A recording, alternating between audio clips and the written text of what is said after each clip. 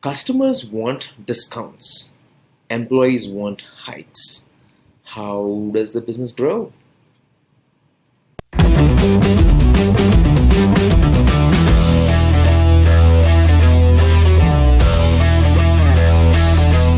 Hi guys, this is Sampath from Intandemly. Have you ever observed that customers actually always ask us discounts, whereas employees always expect very good hikes? So nothing is wrong with the customers asking, and nothing is really wrong with the employees asking too.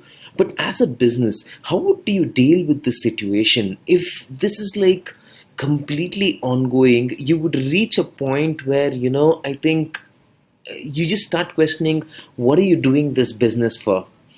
So I haven't yet figured this out, and even I don't have a complete answer for this.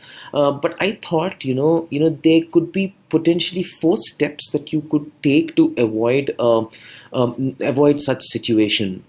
Point number one is choice. Okay, choice in terms of what kind of customers you want to work with, and choice in terms of what kind of employees you want to work with.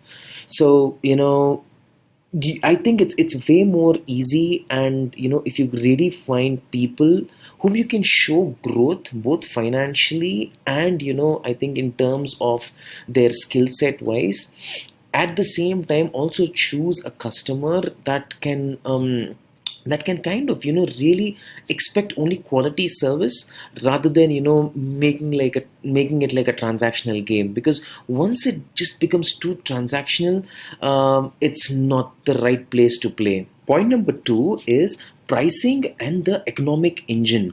So imagine that you have a very experienced employee. I think you need to start questioning as to if that employee is able to handle, say, two, three, or four or five number of accounts, which is actually getting you a decent return.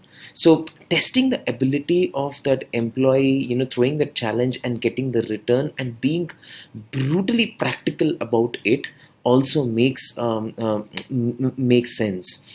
Point number three, knowing when really to exit. I know the logic or the laws of business say that it's all about long term relationships with customers and all that.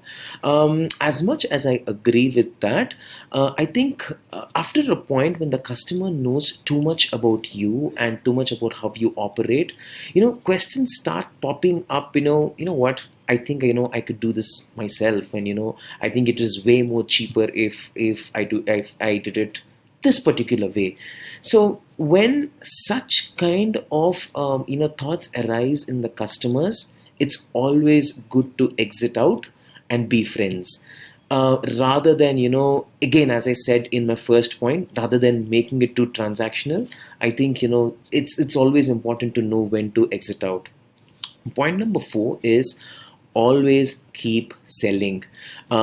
I mean, I cannot emphasize the importance of this. The thing is, the more the pipeline, the more the sales, I think the more the opportunities for the businesses to choose the right customers. And when you are in a position to choose customers, you choose great employees too. Okay, before I wind off this video, as I said, these are the four things which I think is a possible solution, and even I'm trying to implement and figure it out myself. I would love to know your thoughts, and I'm very keen to understand what strategies you are using to really counter this problem and strike a very good balance. Let me know your thoughts, guys, and I'll be out with more videos as usual.